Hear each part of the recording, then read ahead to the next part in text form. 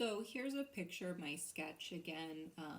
I showed you guys this revised sketch in my last, or one of my last videos. Um, I am mostly focused right now on the main figure, okay, or myself.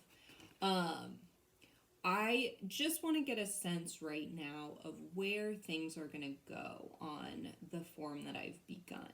I'm not actually starting to build onto it or add details or any textures, but rather I'm just going to sort of show myself where those things are going to go eventually. So I want to just take a little tool, something to draw onto the clay with, could be or skewer or your toothpick or something of the sort.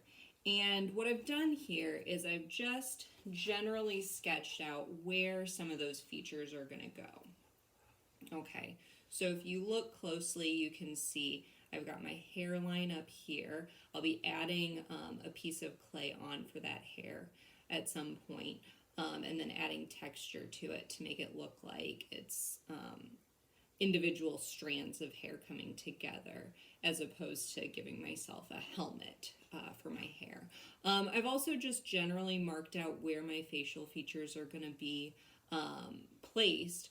I just have little dots for my eyes, a couple little lines for my nose and for my mouth, just so I have a better sense of what that's going to look like.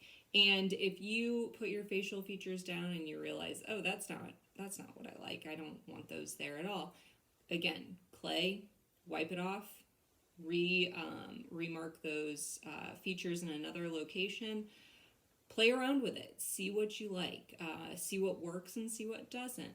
So you might stick very, very closely to the sketch that you have drawn for yourself, but you might also decide to exaggerate some of that or kind of go away from that sketch a little bit in order to create something that you really appreciate on the surface of your clay. Okay, a few other things that I've added, just the neckline where my shirt ends and my neck begins, or maybe vice versa, my neck ends and my shirt begins. And then down here, just little marks generally for where my arms are gonna go. If we look back at this sketch, we can see that one arm is kind of tucked in behind the computer. I'll have that resting on the keyboard. And the other arm comes out and kind of cradles the keyboard or the laptop from behind.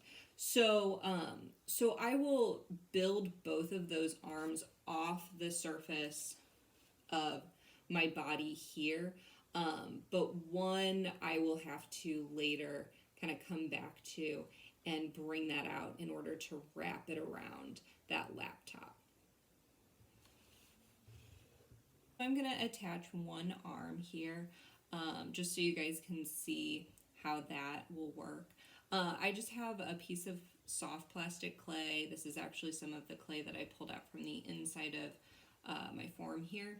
And I'm going to treat it a little bit like I would treat a coil. I'm just going to begin to squeeze that clay a little bit, but I'm squeezing it so that it's got a tapered look to it, so a little skinnier here, a little bit wider here on this side. So I want to make that arm look as though it's going from being wider up here, closer to my shoulder, and then coming down to be a little bit skinnier as I get around my elbow to my forearm and into my wrist area. Okay, so that's why I want that taper. I'll then put it on my surface and just begin to roll it out a little bit, trying to maintain that taper, not losing that carrot shape. Okay, so then from there, I just want to put it up against my sculpture and just generally see how that's going to look when I begin to bend it around and back towards my shoulder. Okay, now if you remember Sarah Swink's sculptures, a lot of her sculptures didn't have great detail when it came to appendages, including the hands, fingers, the feet, and the toes. Things were just very pared down, very softened forms, very simple shapes. Okay, so think about your sculpture in terms of that. Is just you're breaking this down into the simple shapes and putting it together. Later, if you want to add some more of that detail, if you want to go in and take some clay out and start carving in to create fingers or a more detailed face, that's perfectly fine. But right now, we're just looking at our sketch and we're picking out those very basic shapes and figuring out what the best course of action is to make those shapes in clay and then attach it onto the larger shape in order to start building it up and making it more complex in form. Okay, so again, very simple tapered coil is going to become my arm, and once I get this attached, then I can go in and add some more detail, especially when it gets to that leather hard stage and I'm able to do some of those things without the clay being a little too gummy to work with.